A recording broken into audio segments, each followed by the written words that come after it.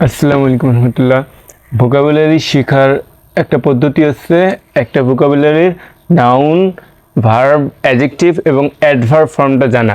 এগুলো যদি জানি আমরা, তাহলে আমরা বিভিন্ন ফিল ইন দ্য গ্যাপ বা বিভিন্ন জায়গায় কোথায় অ্যাডজেক্টিভের পজিশন, কোথায় অ্যাডভার্বের পজিশন, এগুলো আমরা বসাতে সুবিধা হয়।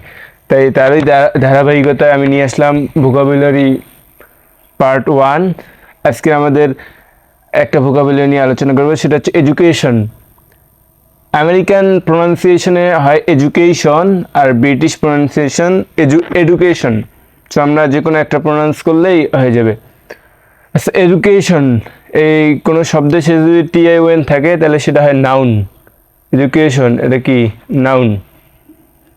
এর ভার্ব ফর্ম হচ্ছে এডুকেট, মানে শিক্ষিত করা।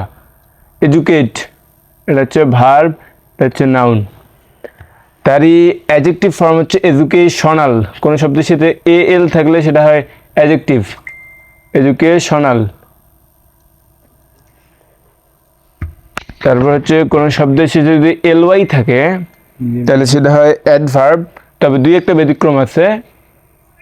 মোস্ট অফ দ্য কেসে LY থাকলে সেটা অ্যাডভার্ব হয়। তাহলে এডুকেশনালি তাহলে শিক্ষাগতভাবে এটা কি হবে? অ্যাডভার্ব। এটা অ্যাডভার্ব।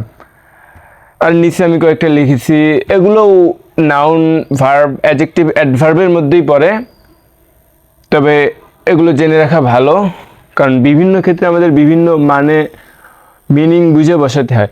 আচ্ছা, এডুকেটিভ মানে কি? শিক্ষামূলক। এটা হচ্ছে অ্যাডজেক্টিভ। এডুকেবল শিক্ষার যোগ্য, এটাও অ্যাডজেক্টিভ। এডুকেটর মানে শিক্ষক, এটা নাউন। এডুকেটরি মানে শিক্ষামূলক, এটা অ্যাডজেক্টিভ। এডুকেশনালিস্ট মানে শিক্ষাবিদ, এটা নাউন। রি এডুকেশন, এখানে শন মানে কি? নাউন। রি এডুকেট পুনরায় শিক্ষিত করা, এটা কি? ভার্ব। আনএডুকেবল শিক্ষার অযোগ্য, অর্থাৎ যাকে শিক্ষা দেওয়া যায় না, সেটা হচ্ছে আনএডুকেবল, এটা হচ্ছে অ্যাডজেক্টিভ। আর লাস্টে হচ্ছে দেখো মিস এডুকেশন, লাস্টে TION আছে, তার মানে এটা নাউন।